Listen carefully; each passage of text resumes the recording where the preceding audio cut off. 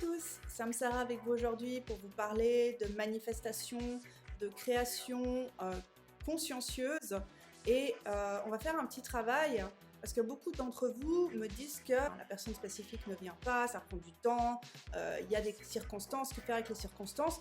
J'ai déjà un peu couvert ces sujets avec mes vidéos précédentes, mais là récemment j'ai vu une vidéo du coach américain Dylan James et en fait j'ai vu tout d'un coup la lumière.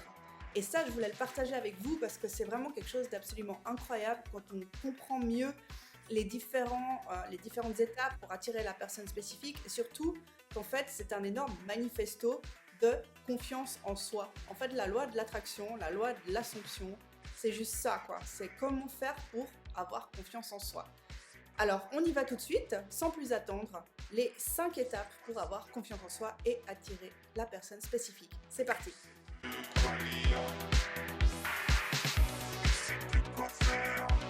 Première étape, identifier nos pensées et nos croyances limitantes.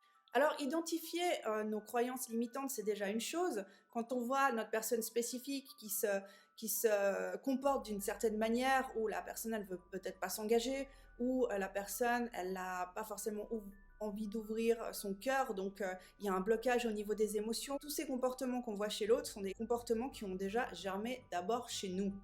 Alors, il faut déjà se dire, ok, j'accepte que ce que je vois, en fait, je l'ai créé. Tout ce que je vois chez l'autre, c'est moi qui l'ai créé. L'autre est ma création. N'oublions pas, tout part de nous. As within, so without. Ce qui vient dedans se reflète dehors.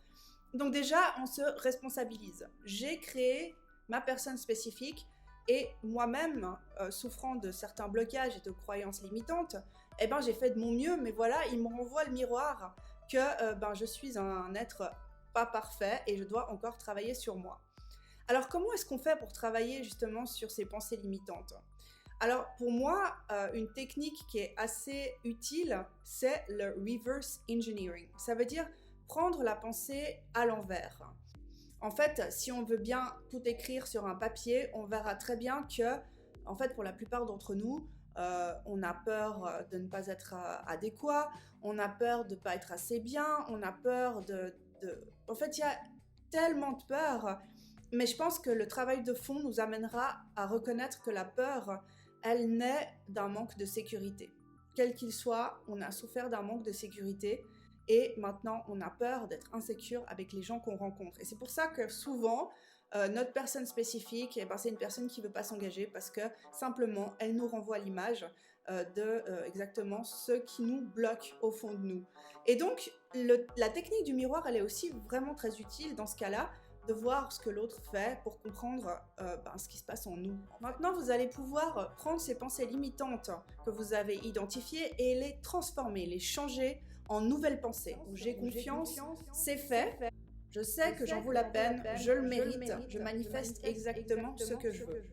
Donc déjà, vous pouvez shifter en fait votre perception parce que vous êtes déjà dans la fin. Je sais ce que je veux, je l'ai déjà. Et c'est fait, c'est fait. Punktschluss, il n'y a rien à faire de plus. Si vous pouvez réussir à camper sur vos positions et à rester dans cet état d'esprit sans vous faire assaillir par toutes ces tergiversations mentales et toutes les circonstances qui vous entourent, vous avez tout compris. On pourrait s'arrêter à cette étape et se dire, voilà, maintenant, je campe sur mes positions, je vis dans la fin, donc j'ai déjà mon résultat obtenu et rien ni personne ne me fera dévier de mon alignement. Malheureusement, on est seulement humain et on a entre 60 000 et 80 000 pensées qui nous traversent l'esprit par jour. Alors, que faire pour éviter de tomber en fait dans le trou du lapin d'Alice au Pays des Merveilles ? Goodbye, Dinah. Goodbye.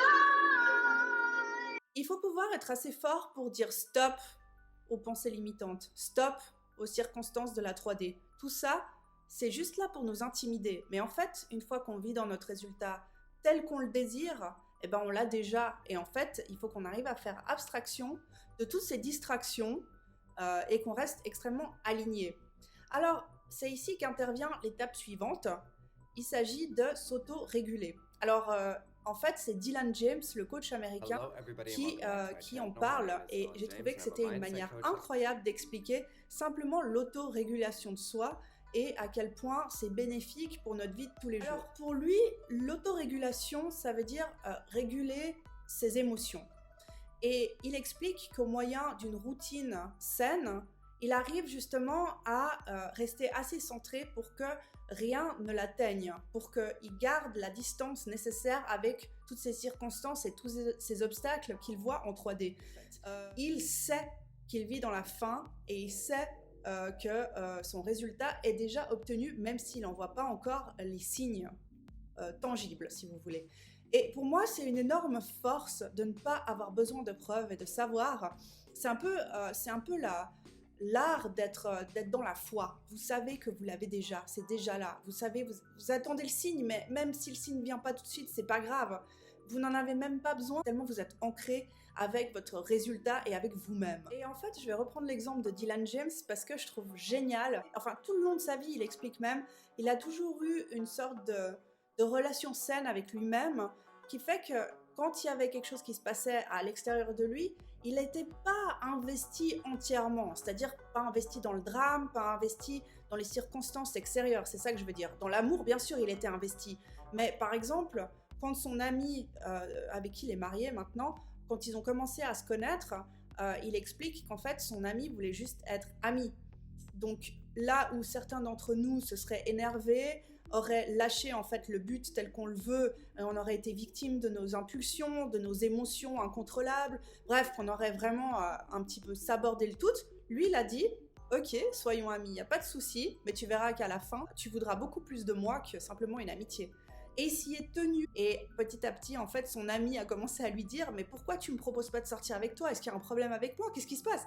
Donc, Dylan James était tellement sûr de lui, il a tellement décidé que ce serait comme ça et pas autrement, que finalement, tout autour de lui a été obligé de se caler en fait sur son désir déjà obtenu. Donc en fait j'ai parlé un peu vite et puis j'ai couvert un peu toutes ces étapes rapidement, on va en reparler. Mais moi ce que je voulais vous dire c'est que ça marche tellement bien et c'est un truc de fou. C'est que dès que vous vous détachez et que vous mettez toute cette énergie que vous allez mettre sur l'autre personne, sur vous, en fait tout s'aligne et c'est comme par magie, c'est incroyable. Donc c'est vraiment la pièce du puzzle que je voulais rajouter en fait à mes vidéos, c'est que il faut que vous vous donniez cet amour à vous-même, parce que l'autre personne en fait, si vous recherchez l'amour qu'elle va vous donner, en fait vous allez la faire fuir, parce que c'est pas sexy en fait d'avoir besoin de quelqu'un. Donc si vous avez besoin de personne, que vous vivez votre vie, que vous vous autorégulez vous-même, que vous arrivez à juste être là en pensant qu'une relation c'est juste... C'est comme le reste dans la vie, on est censé être sur cette planète et à vivre cette expérience maintenant pour s'amuser. C'est vraiment la seule raison pour laquelle on est là, s'amuser et créer. Moi, je vous encourage à identifier vos pensées limitantes, à changer vos pensées limitantes, à opter pour une hygiène de vie la plus saine possible, parce que aussi, je voudrais rentrer dans un sujet, mais je ne vais pas rentrer entièrement dans ce sujet maintenant, mais le monde dans lequel on vit maintenant va nous demander de plus en plus d'avoir un contrôle de nos émotions, parce que si on part dans tous les sens, ça ne va pas le faire pour nous. Nous, on est des créateurs, on est des manifesteurs, on se doit de contrôler nos émotions. C'est la base de toute manifestation. Et la base de toute vie, en fait, dans l'ère du Verseau. Si vous voulez vivre dans l'ère du Verseau et avoir le contrôle sur ce qui se passe autour de vous, commencez par contrôler ce qui se passe à l'intérieur de vous. Autorégulez-vous, dormez assez, buvez assez, et ensuite, montrez au monde que vous avez peur de rien.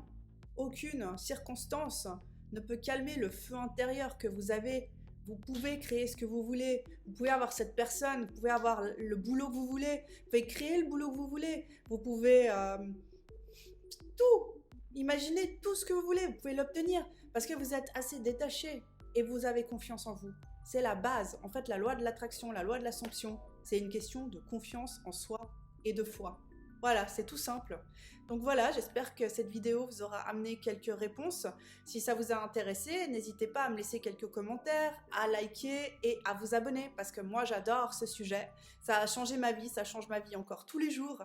Et ce que j'aimerais, c'est surtout que ça change la vôtre et que vous puissiez vous montrer au monde comme cette personne, ce manifesteur qui n'a peur de rien. En fait, voilà, je vous fais de gros bisous. À bientôt. Stadsbuch,